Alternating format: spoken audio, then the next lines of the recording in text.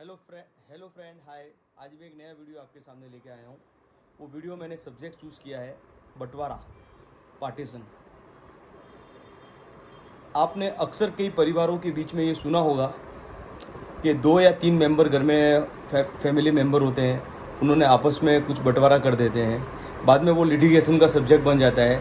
कोई बोलता है ये रजिस्ट्रेशन होना चाहिए, कोई बोलता है रजिस्ट्रेशन नहीं होना चाहिए, कोई बोलता है नोटराइज होना चाहिए, कोई बोलता है नोटराइज नहीं भी होगा तो चलेगा। ऐसा कई नॉर्मल वे में नॉर्मल सब्जेक्ट में अपन सुनते हैं।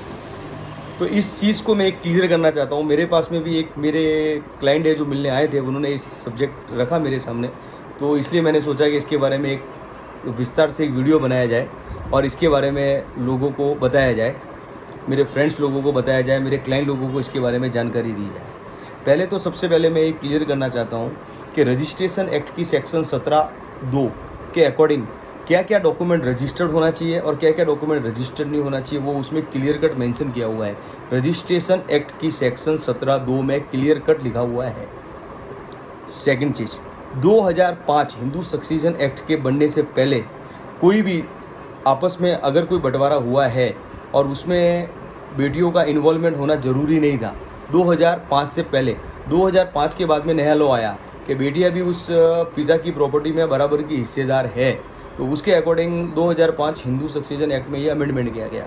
अभी लेटेस्ट में कुछ टाइम पहले एक जजमेंट आया है विनीता शर्मा वर्सेस राकेश शर्मा, उसके सुप्रीम कोर्ट का जजमेंट है। इसमें भी इस चीज़ को क्लियर कट किया गया है कि कोई भी बंटवारा किसी भी परिवार के बीच में बनता है, वो रजिस्ट्रेशन भी हो सकता है, मौखिक भी हो सकता है, और कोई मध्यस्थता मतलब कोई बीच के बंदे के द्वारा बनाया गया हो, दोनों पार्टियों ने एक बंदे को नियुक्त किया हो और मध्यस्थ के अनुसार बनाया गया हो, उसको भी वैलिड माना गया है। बंटवारा नामा लिखित भी हो सकता है, मौखिक भी हो सकता है, उसको वैलिड माना गया है। बंटवारा नामे में 2005 से पहले बेटियों का इन्वॉल्वमेंट होना जरूरी नहीं था, लेकिन 2005 में जजमेंट आने के बाद हिंदू सक्सेशन एक्ट के अमेंडमेंट होने के बाद में बेटियों का भी बराबर का हिस्सेदार है। सपोज मानिए एक परिवार में 3 भाई है और एक बहन है, 4 जने हैं, और अगर किसी प्रॉपर्टी का उनके पिताजी ने बंटवारा कर दिया है और बंटवारा बराबर से अपने बेटों और बेटियों को उसने बांट के दे दिया है और उसको रजिस्ट्रेशन नहीं करवाया है, तो भी वो वैलिड माना जाएगा।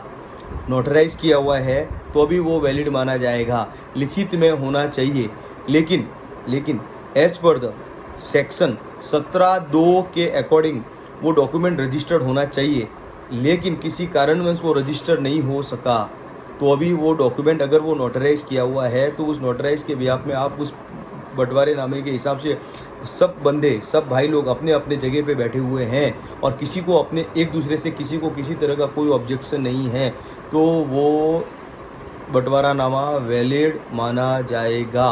अगर आप लोगों ने मौखिक में भी आपके परिवार में आपस में अगर बना हुआ है और सब जने अपने जगह पे बैठे हुए हैं और किसी को किसी तरह का कोई ऑब्जेक्शन नहीं है, तो वो भी मौखिक बंटवारा नामा भी वैलिड माना जाएगा।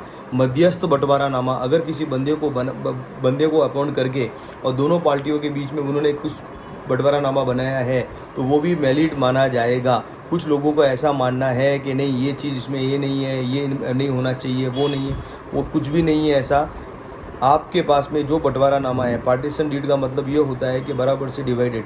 पहले जो पुराने जो लोग थे 1980, 1985, 1990 में, क्या 90 के अंदर, वो घर में बैठ के नॉर्मली लिखा पढ़ी कर लेते थे, या फिर वो लोग आपस में डिसाइड कर लेते हैं काम का लेफ्ट वाला तेरा है, ये घर है अपना, लेफ्ट का कमरा तेरा रहेगा, राइट का तेरा रहेगा, बीच का भाग इसका रहेगा, वो डिवाइड कर लेते थे और उसी डिवाइड के अकॉर्डिंग उनके फैमिली वाले रहते हैं और आज तक रहते आ रहे हैं। उन्हें किसी तरह का कोई डिस्प्यूट नहीं है, क्योंकि उसने उस बंटवारे को वैलिड मान लिया है उन लोगों ने आपस में बैठ के, तो वो भी वैलिड माना जाएगा। सुप्रीम कोर्ट ने इस विनीता शर्मा वर्सेस राकेश शर्मा के जजमेंट में भी एक पैरा में ये मेंशन किया हुआ है कि मौखिक बंटवारा नामा भी वैलिड माना जाता है। तो इस वीडियो के माध्यम से मैं आपको यही समझाना चाहता हूँ कि अगर कोई मध्यस्थ द्वारा बंटवारा विभाजन किया गया है वो भी वैलिड है, मौखिक जो किया गया है वो भी वैलिड है, और अगर राइटिंग में किया गया है वो भी वैलिड है। कुछ लोग बोलते हैं कि राइटिंग में किया हुआ 17(2) रजिस्ट्रेशन एक्ट के अकॉर्डिंग रजिस्ट्रेशन होना कंपलसरी है। मैं भी ये चीज़ को एक्सेप्ट करता हूँ, कंपलसरी है। लेकिन अगर किसी कारण से वो रजिस्टर्ड नहीं हो सका है और नोटराइज किया हुआ है, तो उसके बिहाफ में भी आप उस प्रॉपर्टी को, अगर आपस में किसी का कोई डिस्प्यूट नहीं है और ऑब्जेक्शन नहीं है, तो आप इस प्रॉपर्टी को, उस प्रॉपर्टी के उस बंटवारे नामे के बिहाफ में जगह पे बैठे हुए हैं, तो पोजीशन में बैठे हुए हैं, तो आप उसको सेल कर सकते हैं। किसी भी तरह का कोई भी उसमें ऑब्जेक्शन नहीं रहेगा। आप उसको लेन देन कर सकते हैं, सेल कर सकते हैं। अगर आपको कुछ डेवलपमेंट करना है, म्यूनसिपालिटी से आप परमिशन ले सकते हैं, वाटर वर्क से परमिशन ले सकते हैं, इलेक्ट्रिसिटी से परमिशन ले सकते हैं। किसी भी तरह का उसमें कोई भी रुकावट नहीं आती है। अगर आपको इस चीज़ के बारे में मिसगाइड करता है कि नहीं इसके लिए आपको ये करना ज़रूरी है, क्योंकि वो एक बार आपने रजिस्टर्ड कर दिया, जो रजिस्टर होने के बाद उसको रजिस्टर नहीं किया है, नोटराइज कर दिया और परिवार के सारे मेंबर प्रेजेंट डेट में मौजूद नहीं हैं, और उसके बिहाफ में अगर आप दूसरा कोई डॉक्यूमेंट बनाने की कोशिश करते हैं, तो उल्टा वो वैलिड नहीं है। मेरा ऐसा मानना है कि जो डॉक्यूमेंट आप बना चुके हैं, जो बंटवारा नामा बना हुआ है, वही वैलिड कहलाएगा।